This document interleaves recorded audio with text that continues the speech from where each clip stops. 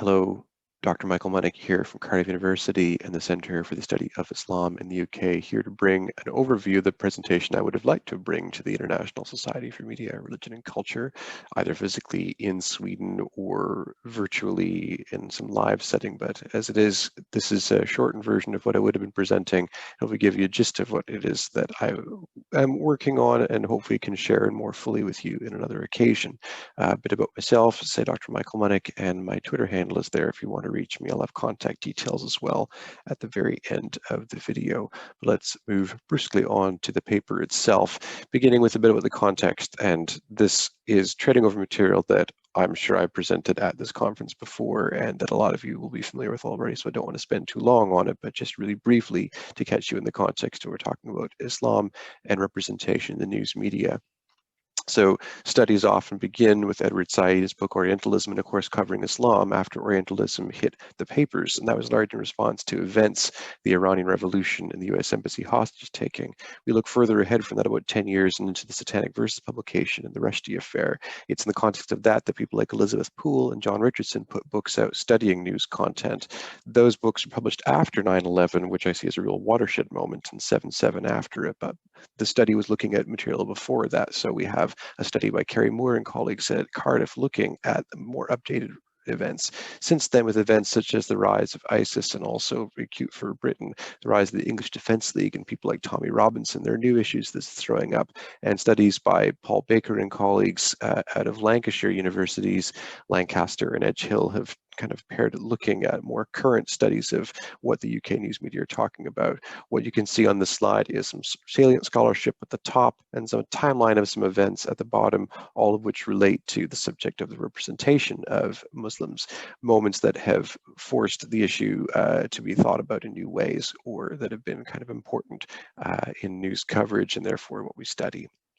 So we understand from that, but as I always say, let's think about production, looking at the process, not the product. There's the news representation, and there's how that representation comes about, which fits my interest as a former journalist and also studying things sociologically and ethnographically as I try to. So a question that I have in mind is how do secular journalists learn about Muslims and Islam? And that secular journalists is kind of important, I think, for many people here are going to be aware of the real vagaries of that. I gave a paper earlier this summer at the SOCREL, the Sociology of Religion Study Group conference. Happy to talk more about that if anyone has questions, but the presumption is that the journalists working in mainstream news media aren't necessarily going to have embedded knowledge come from a perspective, we'd say an insider perspective. So especially when it comes to reporting on a big story like Muslims and Islam, how do they learn about it? You can imagine talking to colleagues, talking to sources, turning to the files, and I think about the both my own work as a journalist and the journalists that I studied when I did research in Glasgow. This was where they would often go to find out what have we reported before, what have our colleagues reported on at other news media, looking to past news representations to look at what the current story is about. And you can imagine that the issue there is that mistakes that are made in the past get repeated over and over again. Finally, put a style guides and a question mark, which is something that I'm interested in, having been a journalism student myself, having worked as a journalist. What is the dynamic of these disciplinary tools on it? So to look at the research that we know about it, it's not a whole lot. Alan Bell, a book called The Language of News Media, is one of the few people to really look at the emergence of journalistic style. And he comes at it from an insider perspective himself. He worked as a copy editor and journalist as well as a linguistics scholar. And he notes his comments are in the book, The Language of News Media, that guides were less for the reporter than for the copy editor, though he also noted that the copy editors seldom consulted these guides themselves, feeling perhaps professionally that they had absorbed that material and they knew it already. So that was where that came for Bell. Deborah Cameron, a few years later in an article for Media Culture and Society Journal, looks at what she calls, the journal's called style policy and style politics, and those are the two elements of this, looking at style guides and what they say about the organizations that give it. So there are two goals in a guide for Cameron: the consistency of values, which is a general comment that's connected to things like we talk about the myth of objectivity, the journalists present the importance of factuality or of accuracy, and also modes of expression, and emphasis on plain style and emphasis on simple phrases. married to that is the other goal, which is that of developing a distinctive institutional voice. And that's a particular goal. Sometimes in plain language might go out the window when we see distinctions, for example, in tabloid style versus broadsheet style, left-leaning, right-leaning. What are the causes that a particular institution supports, and how does that emerge in the style guides themselves? The other paper that I found really helpful among the very few papers on the subject is from Fred Volte, jumping ahead to 2012 in his article, The Paleontology of Style, The Evolution of Middle East in AP Style book. So looking at the Associated Press and its style, and looking at the topic of the Middle East as it emerges in there, has a bit more salience to my own interest in Muslims and Islam. So plenty to take away in that paper, but what I want to highlight just here is how journalists write for Fred Volte has an impact on public knowledge, and that can be important for specific questions. He notes that the Associated Press decisions about whether Sharia is defined as Islamic law or strict Islamic law are in effect national decisions. Here, the wire service, the Associated Press, has sort of a industry-wide impact because these guidebooks are used by journalists who might have style guides themselves. So not an idle or an apolitical kind of topic. So let's just look briefly at the project that I did in evaluating style guides in UK media. This came from the summer of 2019, so it's a while ago already. And this was done through called the Cardiff University Research Opportunities Program, where we could hire an undergraduate student, a year 2 or 3 student, to do some summer research work with us.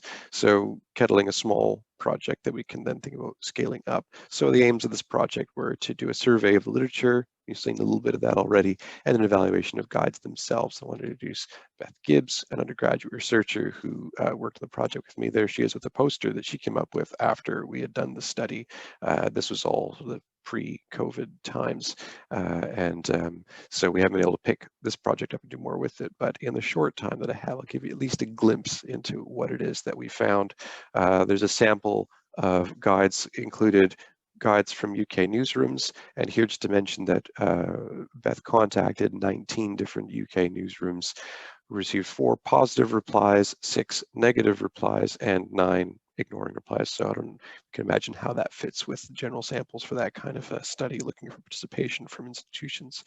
Beyond the specific newsrooms, look to other press, and I put Reuters as other press. Reuters, like the Associated Press, it's an industry standard, but it's not tied to one particular news organization. Though with online news, Reuters is now a news service of its own.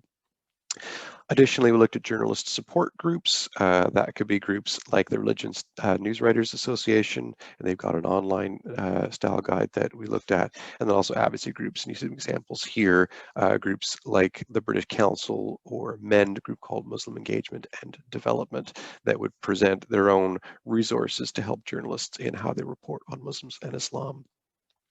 Tucked in the back there is a draft stage along the way work that I contributed to, and this actually came up shortly after the research work of the summer.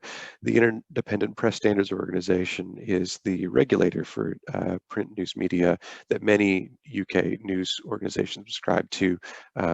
There's a lot of a story behind this that I won't get into regarding the Leveson inquiry, which people may be familiar with even outside of Britain. But the point of it is that they promised to produce some guidance on interpreting the editor's code in relation to Muslims. I helped think about what that document could look like. In the end, the report they put out had some problems with it, which I detail in this article in the conversation you can look at, to show that for groups that don't have access to the resources, they're looking for help, and the tools that they have to help them may not be offering the best of advice. So say more in that paper.